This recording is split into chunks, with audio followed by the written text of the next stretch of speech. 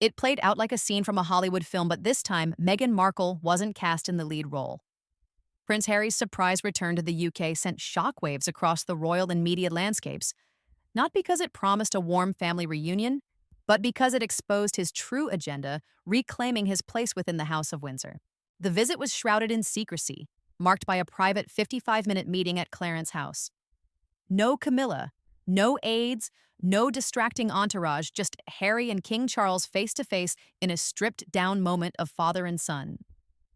What raised even more eyebrows was Harry's emotional bargaining chip photographs and videos of Archie and Lilibet, presented almost like trump cards in a high stakes poker game. It wasn't just a gesture of familial affection, it was strategy, a carefully chosen move designed to stir sentiment and soften the monarch's heart. Observers couldn't help but see the symbolism. Harry, the runaway prince who once denounced the palace as a gilded prison, was now standing once more in its halls, armed not with accusations but with the innocence of his children. To some, it looked like an olive branch, to others, a calculated bid for re-entry. Either way, the message was clear: Harry wanted to prove he still belonged. What made the spectacle even more striking was Meghan's conspicuous absence.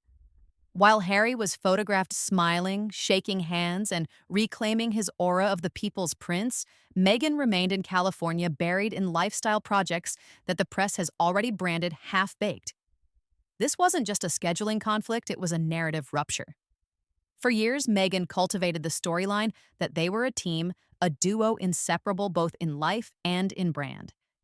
Yet here, under the sharp lens of global attention, Harry was the star, and Meghan was nowhere in sight. It is impossible to ignore the optics. Harry, once written off as the sulking younger son, now appeared reborn on British soil, charismatic, engaging, even regal. Meanwhile, Meghan's silence across the Atlantic spoke volumes, her absence fueling speculation that the power dynamic within the Sussex partnership had shifted. If Harry was reclaiming relevance on his own terms, then Meghan's grip on the narrative, the one she carefully curated through interviews, documentaries, and glossy PR campaigns, was slipping through her fingers. For the public, this was not just another royal footnote, it was a plot twist.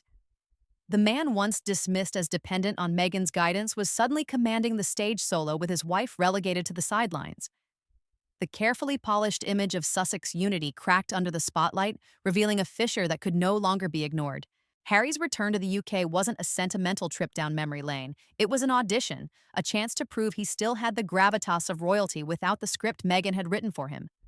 And in that moment, the world saw not Harry and Meghan, the brand, but Harry the prince stepping forward alone. But the truth doesn't stop there. Harry's return to the UK wasn't just about a quiet meeting with his father. It was also about optics. And this time, the optics couldn't have been clearer. At the Invictus Games event, Harry emerged not as the weary exile of Montecito, but as the radiant prince the British public remembered. He shook hands, flashed that unmistakable Windsor smile, and mingled with veterans and families with the ease of someone who had never left. Cameras loved him. The crowds adored him. And for a moment it felt as if the messy years of interviews, accusations, and exile had been erased. The contrast was glaring. While Harry basked in applause and headlines celebrated his return to form, Meghan was thousands of miles away in California, consumed by her lifestyle brand project. A project that by most accounts has struggled to take off, buried under a haze of vague promises and lukewarm reception. The absence was not just logistical, it was symbolic. For years, their brand had been anchored by the mantra, "We're always a team." But here in real time, that mantra cracked like porcelain. Harry was visibly thriving without Meghan by his side. The press naturally pounced. Headlines drew a sharp line between Harry's shining presence in the UK and Meghan's invisible footprint in the US. Commentators noted that while Harry was reclaiming the aura of a prince, of the people, Meghan was slipping into the role of a background figure. It was, as one journalist put it, a solo act with better reviews than the double feature. What makes this development so fascinating is how quickly public perception shifted. Not long ago, Harry was widely dismissed as Meghan's shadow, the man who traded his crown for a California mansion. But with one trip home, he managed to flip the script. Instead of looking dependent, he looked liberated. Instead of appearing overshadowed, he was shining on his own stage. And with every photo of Harry greeting fans or laughing with veterans, the contrast to Meghan's absence grew sharper. For Meghan, the optics are devastating. The woman who built their brand on unity and solidarity is suddenly excluded from the story. Her absence isn't just a gap, it's a spotlight on the growing cracks in the Sussex narrative. And for the public, the takeaway is simple. Harry doesn't just function without Meghan, he flourishes. It's no exaggeration to say that this moment marked a rupture in their shared myth. Harry is being embraced, Meghan is being sidelined, and the balance of power is shifting in a way neither could have fully anticipated. The crowd's applause wasn't just for a prince, it was for a man reclaiming his identity with or without his wife's narrative framing the scene. You'd think the Sussex drama couldn't twist itself into an even stranger shape, but of course Harry and Meghan proved otherwise. For years, Meghan held the director's chair in their joint narrative, framing every move as a love story wrapped in victimhood. She was the storyteller, the strategist, the one holding the microphone, while Harry nodded dutifully beside her. Yet suddenly, in one trip back to the UK, Harry grabbed the mic and started singing solo. And embarrassingly enough, the audience seems to like his version better. It's almost comical how quickly the tables turned.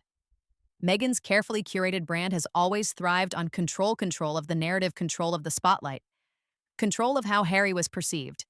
She cast herself as the guiding hand and him as the wounded prince in need of saving. But what happens when the so-called wounded prince stands tall, shakes hands, and dazzles crowds without her simple, her role starts to look redundant. And nothing bruises an image-conscious strategist more than irrelevance. The irony here is thick enough to cut with a silver spoon. Meghan, the self-styled narrator of Sussex independence, is now forced to watch as Harry reclaims his royal identity, something she once convinced the world he didn't need.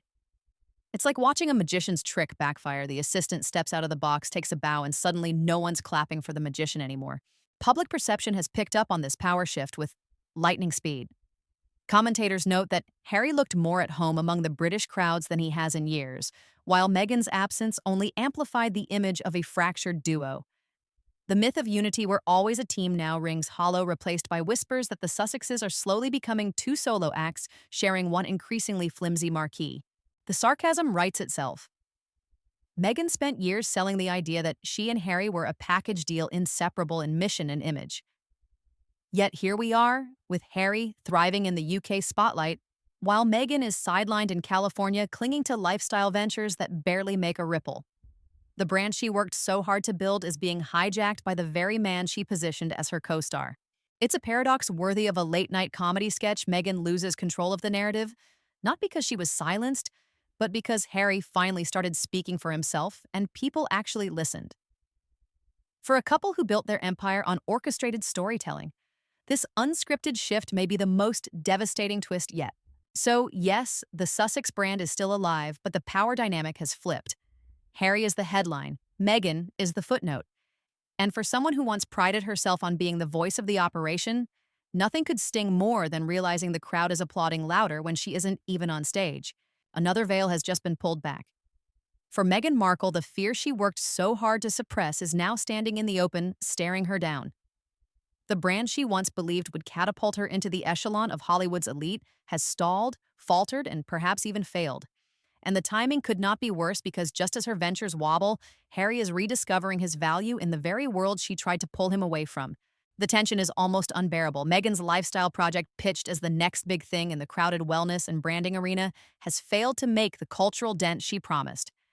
In an industry where image is everything, silence from potential investors and indifference from consumers speak louder than applause. The Hollywood circles she once courted so carefully, Oprah, Tyler Perry, the producers and moguls who toasted her at the height of Megxit, are now noticeably distant. In that vacuum, the image of Meghan as a cultural tastemaker is evaporating, and while her brand flickers, Harry is shining. His triumphant return to the UK has reignited the public's affection, creating a stark contrast that cuts to the heart of Meghan's deepest nightmare. Harry doesn't need her to validate his relevance. For years, her strongest card was her ability to shape the narrative, to convince the world that Harry's voice and identity were safe only in her hands. But now, as crowds cheer him on British soil and the press frames him once again as the people's prince, Meghan faces a brutal reality. She is no longer essential to his story. This is the nightmare Meghan cannot outrun. It isn't about Harry rejecting her, nor about the marriage collapsing overnight. Well, it's subtler and therefore more terrifying, the erosion of her influence, the slipping of control over the Sussex narrative. She built a brand on unity, on being part of every frame, every headline, every decision. But the latest chapter is unfolding without her, and the optics are undeniable. Harry's strength is back in his heritage, not in California boardrooms. The pressure shows. Insiders whisper about Meghan's growing frustration about tense silences in place of fiery arguments about a household where two people are moving in parallel but not together. Friends describe it as a quiet distance, not the drama of slam doors, but the ache of two individuals pulling in different directions. And so the tension builds. Meghan once believed she could reinvent the monarchy's reject into Hollywood royalty. But now, as Harry reconnects with his roots, she is faced with the cruelest of ironies. Her husband may find his power precisely where she never wanted him to return. For Meghan, this isn't just a branding crisis, it is her greatest fear made flesh. The stage is shifting, the audience is clapping, and for the first time, the applause isn't hers to claim. This is the moment when everyone holds their breath. What began as whispers of tension between Harry and Meghan has now evolved into a storyline that feels less like tabloid gossip and more like the unraveling of a carefully staged production. The spotlight that once illuminated them as a united front is now splitting, casting light on two very different paths, and the silence between those paths is louder than any argument. For Harry, the pull of the United Kingdom is undeniable. The applause, the recognition, the sense of purpose, these are the things he has craved since stepping away from royal life. In the UK, he is once again the prince with a cause embraced by the very public he once renounced. Reports suggest he longs to bring Archie and Lilibet back for visits to let them know their roots, their heritage, their grandfather. It is not just about nostalgia. It is about belonging. For Harry, the monarchy is no longer a cage, it is the compass he has been missing. For Meghan, the equation looks entirely different. She fought to carve out independence, to break free from an institution she portrayed as suffocating and archaic. Her dream is still in America, still tied to branding media projects, and the elusive promise of becoming a cultural powerhouse. To her, returning to the UK feels like regression, surrender, and perhaps even betrayal of the narrative she built.